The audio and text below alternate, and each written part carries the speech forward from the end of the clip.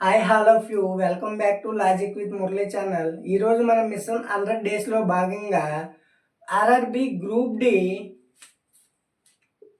7/11/2025లో అడిగిన ముఖ్యమైన ప్రశ్నలను ఈరోజు మనం డిస్కస్ చేయబోతున్నాం.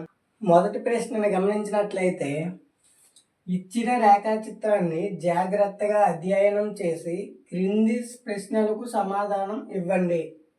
వివిధ విభాగాల్లో ఉన్న సంఖ్యలు వేరువేరు వాహనాలను నడపగల వ్యక్తుల సంఖ్యను సూచిస్తాయి.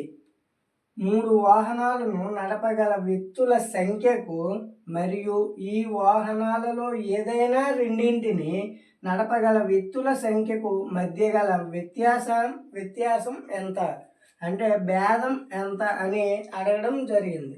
ఇప్పుడు గమనించినట్లయితే 2 వాహనాలను నడపగలగాలి.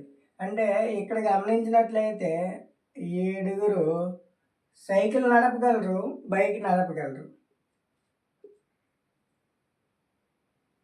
ఇక్కడ 8 మందిని గమనించినట్లయితే కారు నడపగలరు, సైకిల్ నడపగలరు.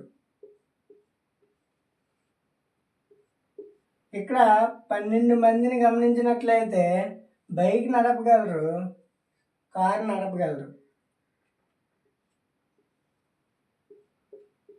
మొత్తం 27 మంది.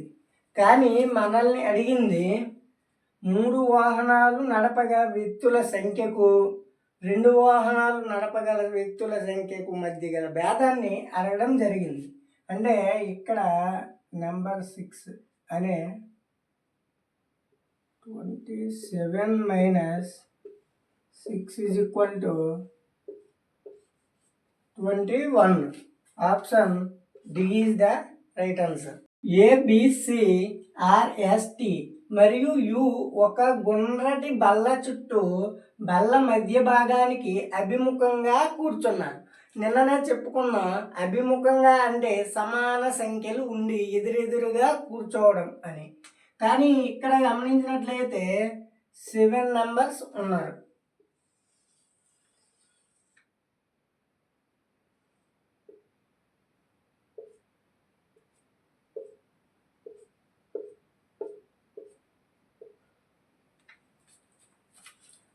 ఇటు రైట్, ఇటు లెఫ్ట్.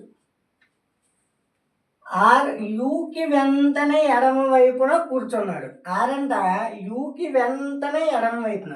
ఇక్కడ యూ కూర్చుంటే ఇక్కడ ఆర్ కూర్చుంటాడు. బి సికి వెంటనే ఎడమ వైపున. మనకు తెలియదు కాబట్టి తర్వాత చూద్దాం. సి టీకి ఎడమ వైపున 2వ స్థానం. ఇది కూడా తెలియదు కాబట్టి తర్వాత చూద్దాం. ఇప్పుడు ఏ యూకి ఎడమ వైపున 3వ స్థానంలో కూర్చున్నాడు. అంటే ఇదే యూ కదా, దీనికి ఎడమ వైపున 3వ స్థానం 1 2 3 కూర్చున్నాడు. ఇప్పుడు సి టీకి ఎడమ వైపున 2వ స్థానం. అంటే టీ ఇక్కడ వచ్చింది అనుకోండి, సి ఇక్కడే కదా వస్తుంది. ఇప్పుడు బి సికి వెంటనే ఎడమ వైపున. బి అంట సికి వెంటనే ఎడమ వైపున. ఇప్పుడు ఎవరు మిగిలారు? ఎస్ మిగిలిపోయింది. ఇప్పుడు గమనించినట్లయితే ఎస్కి కుడివైపున 3వ స్థానంలో ఎవరు కూర్చున్నారు? ఎస్కి కుడివైపున 3వ స్థానంలో ఏ కూర్చున్నాడు. Option B is the right answer.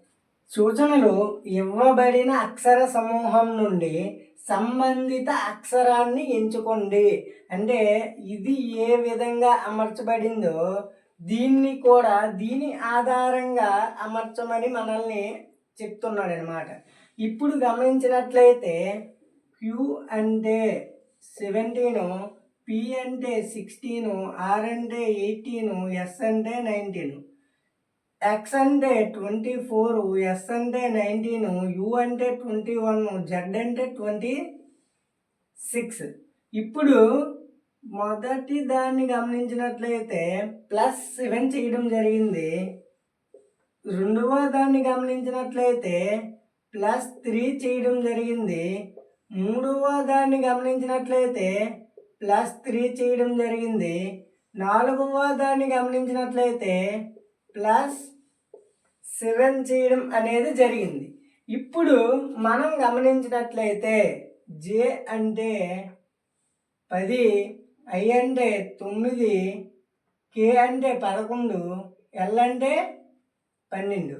ఇప్పుడు దీనికి +7 +3 +3 +7 అంటే 10 + 7 17.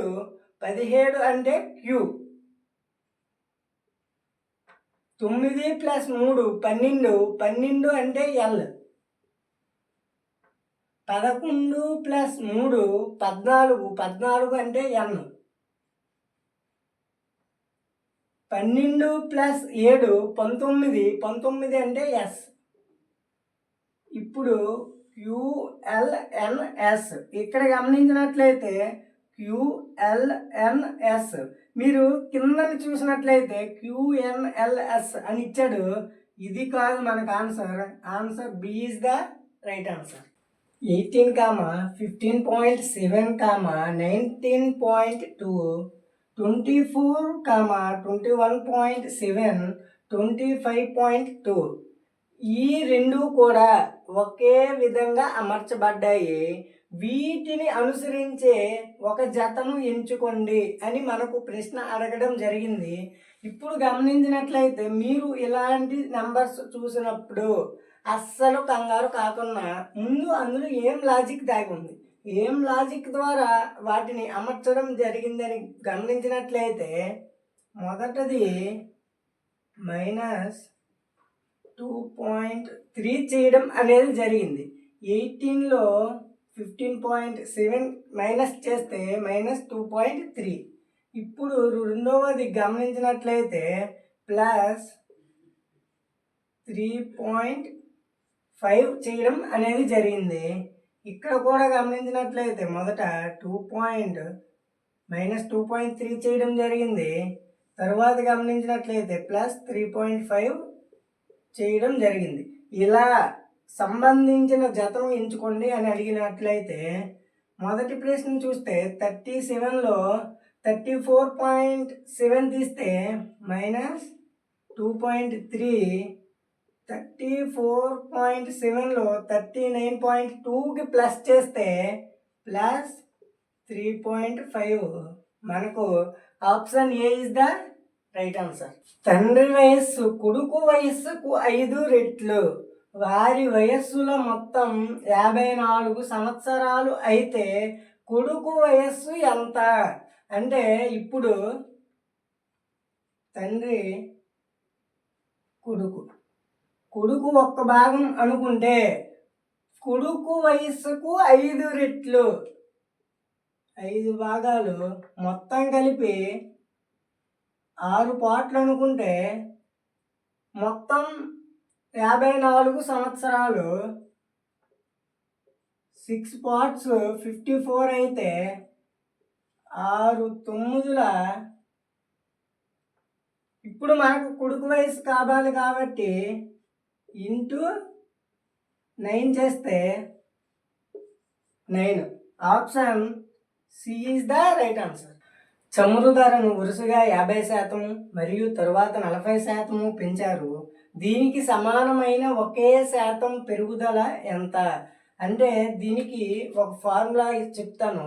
అది వరుస శాతాలు ఇచ్చినప్పుడు మనం నోటితోనే అత్యంత వేగంగా చేయడానికి ఈ ఫార్ములా ఉపయోగపడుతుంది.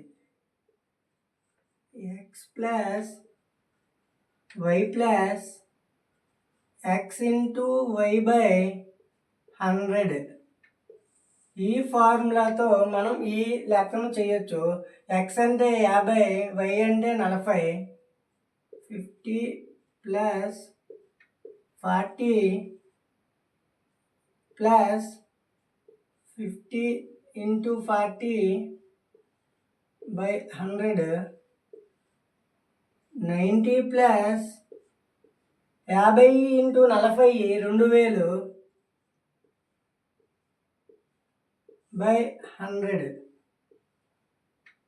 0 0 5 నాళ్ళ 20. ఇప్పుడు ఈ 2 zeros కి క్యాన్సిల్ అయితే 90 + 20 = 110.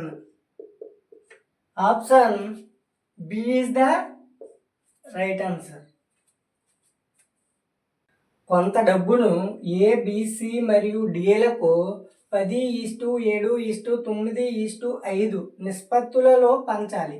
ఒకవేళ సికి బి కన్నా 334 రూపాయలు ఎక్కువ వస్తే అప్పుడు ఏకి ఎంత వస్తుంది అనేది ప్రశ్న. ఇప్పుడు ఏ, బి, సి, డి 10:7:9:5. సికి బి కన్నా 334 రూపాయలు ఎక్కువ వస్తే 4 అంటే 2 1ల 2 6ల 2 7ల అంటే 2 1ల 2 1 3 2 6ల 12 1 4 7. ఇప్పుడు ఒక్క భాగం 167 అయితే 10 భాగాలు 1670. Option B is the right answer.